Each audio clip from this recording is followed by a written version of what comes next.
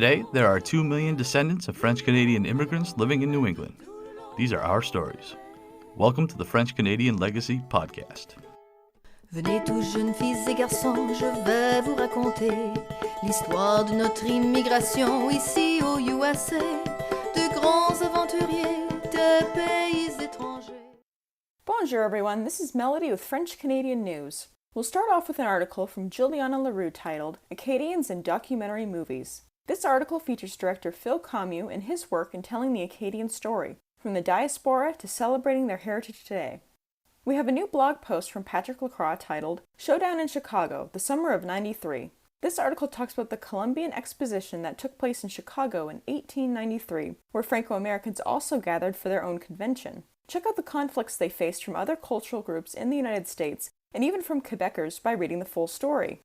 There are 2 new posts on the Modern Franco's blog. Check out Can We Make St. John Baptiste as Mainstream as St. Patty's?, where I talk about how the Irish community was effective in becoming a part of mainstream American culture. I also talk about what Franco-Americans can do to make our own saintly holiday, St. John Baptiste Day, known among the masses. My latest post, Could a Spark of Romance Prompt Interest in Quebec Among Americans?, talks about the romanticizing of Parisian life through literature and social media.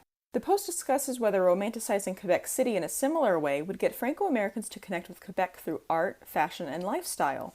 Skipping right on over to events, on April 14th from 6 p.m. to 7 p.m., join the Franco-American Center for Teen Pret-a-Parler. This month's theme is Earth Day, and this event is open to all French language levels.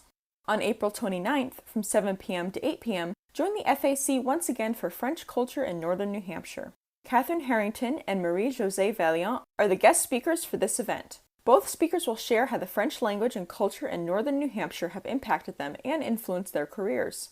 That's all I've got for you this time. Everything I've covered today will be linked in the French Canadian Legacy Podcast episode description. Merci for listening. Thank you, Melody. Now, this episode coming up was an episode that was a ton of fun to do, for sure. This past summer, actually, I came across an article that was posted on a bunch of various social media outlets that talk about Franco-American issues. And it was an article that appeared in the Bangor Daily News. And the title of this essay, I should say it was an essay, was Where Do We Fit? Too American to be French-Canadian and too French-Canadian to be American. And I read this and I knew within about 2 seconds after completing it that the author of this piece had to be somebody we had on the show. And so I reached out to Caroline Castonguay to talk to her about her background, her story, this article. And I think you guys will see really quickly that she is an absolutely brilliant person. Just an amazing person to interview, somebody with a true passion about telling the Franco-American story, somebody incredibly, incredibly bright. I was honestly thrilled to be able to have the conversation with her. I'm super excited about hopefully things that she might do going forward. I mean, seriously, sky's the limit. I think she's just an amazing writer, brilliant person, cares a lot about what we are doing, kind of our mission here. So it was really, really exciting. So I'm excited to be able to share that episode with you guys next week. So next week, Caroline Castonguay. All right. So one of my go-to bonus questions early on was about, I asked a lot of people about pork pie. So a couple of things. One, what did you call it? Because growing up, my parents called it something very different than a lot of people's families. You know, the dish you have for Christmas that you're talking about. Touché. Yeah, that. Yeah. So what did you call it growing up? And then how do you prefer to make it, with or without potatoes? And what is your preference? Because this is obviously a very important question. Oh my God, wait, can I pull up my... Please do. Wait, I will carry you with my... I'm so sorry. This is very unprofessional. I'm scurrying over. You're good. Okay. Believe it or not, I have nothing better to do right now. All right, I have it right here. I love that. It's awesome. Check me out. I actually have a lot of recipes in here. All right. The family stuff. Woohoo. Let's check. It's in here. Just You're good. I'm sorry. I'm not going anywhere. You're fine. No worries. There's a couple different ones because the women in my family are overachievers, and we like to create like 10 different versions. That's cool. So I have like all dessert stuff first. So That's upside down. This is a birthday. and you cake. make, while you're looking, you make pâté chinois as well? I'm sorry? Chinese pie?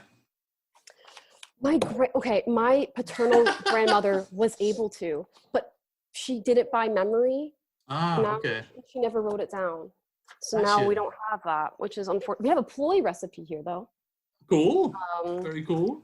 But then, okay, so this is one of them, and then this is another, and then this is the other. So we have 3. So Okay. this one calls for pork, cinnamon, clove, allspice, salt, pepper.